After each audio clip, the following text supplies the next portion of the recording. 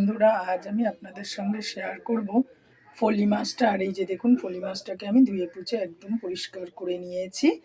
আর কি দিয়ে করব বলুন তো? আলু আর ডাঁটা দিয়ে একেবারেই পাতলা ঝোল করব। ফলি মাছ কিন্তু সবসময় একেবারে পাতলা ঝোলটা খেতেই কিন্তু বেশি ভালো লাগে। এবার আমি নুন হলুদ মাখিয়ে মাছটাকে ভেজে ফেলবো। হলুদটা সুন্দর করে মাছে মেখে নেব। আর মাছগুলো না একদম জল জ্যান্ত, জলের মধ্যে পুরো নড়াচড়া করছিল। আর এইরকম সুন্দর জল জ্যান্ত মাছ পাতলা করে ঝোল দারুণ লাগে। এবার আমি মাছগুলো এক এক করে ভেজে ফেলবো।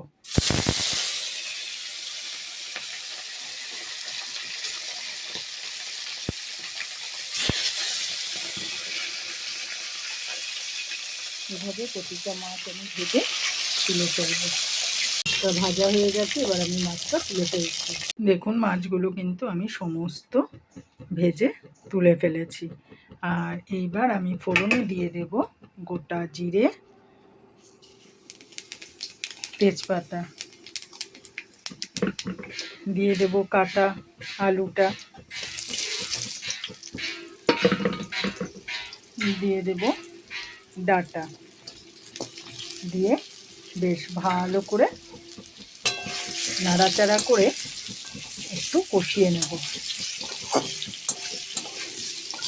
এরপর দিয়ে দেব নুন, হলুদ, জিরে গুঁড়ো, কাঁচা লঙ্কা সব এক এক করে দিয়ে দেবো। এখন দিয়ে দিয়েছি নুন, হলুদ, কাঁচা লঙ্কা, জিরে গুঁড়ো সব একসঙ্গে। এবার আমি কিন্তু ভালো করে কষিয়ে নেব।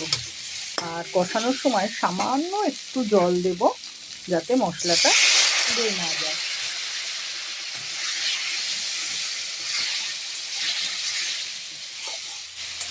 আপনাদের কাছে টমেটো থাকলে টমেটো দেবেন। আজ আমার কাছে টমেটো নেই, তাই আমি দিতে পারলাম না। এভাবে পাতলা করে ঝোলটা করে খাবেন। অতি সামান্য জিনিস দিয়েই মাছের ঝোলটা কিন্তু খেতে অসাধারণ লাগে। মাছটা একটু কাঁচা হয় ঠিকই, কিন্তু এর একটা আলাদা টেস্ট মাছের। সবসময় আমাদের এখানে যেটা সত্যি কথা পাওয়া যায় না। যখনই এরকম গরমের সময় জলজ্যান্ত মাছ পাওয়া যায় না, তখনই নিয়ে নিই আমরা।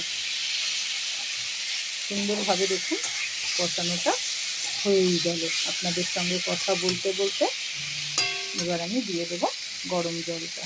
তারপরে একটু ফুটতে সময় দেবো।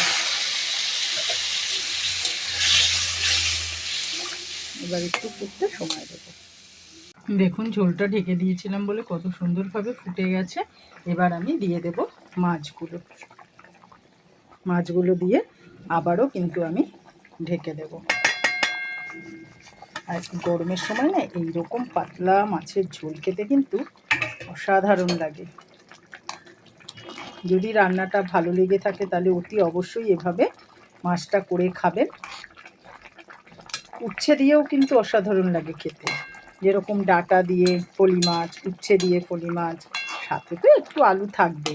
আর যদি কারো আলু খাওয়া বারণ থাকে তাহলে আলুটা স্কিপ করবেন, কোনো ব্যাপার না। হালকা করে এভাবে মাছের ঝোলটা করবেন। আবারও আমি একটুখানি ঢেকে দেব। দেখুন, মাছের ঝোলটা না আমি ঢেকে দিয়েছিলাম। এবার আমি একেবারে রেডি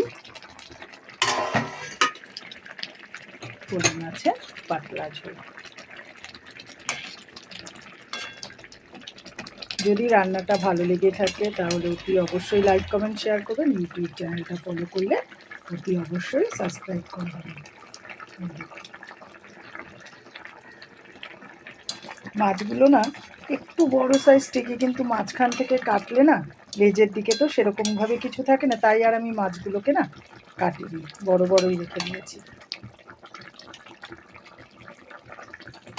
এভাবেই আজকের রান্নাটা আপনাদের সঙ্গে আমি শেয়ার করলাম। আবার আপনাদের সঙ্গে দেখা হবে আমার একটা অন্য রান্নায়।